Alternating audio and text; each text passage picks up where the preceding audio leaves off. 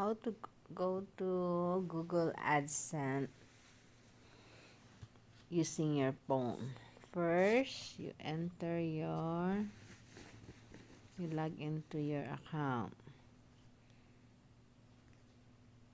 After you log in, you open another tab,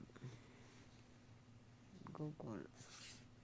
You go to Google login, Google AdSense login.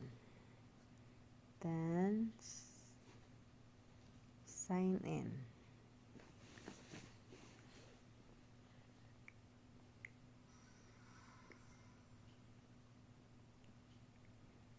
And you are now in your account, Google AdSense account. And at the moment, I have only 37.82 Singapore dollar.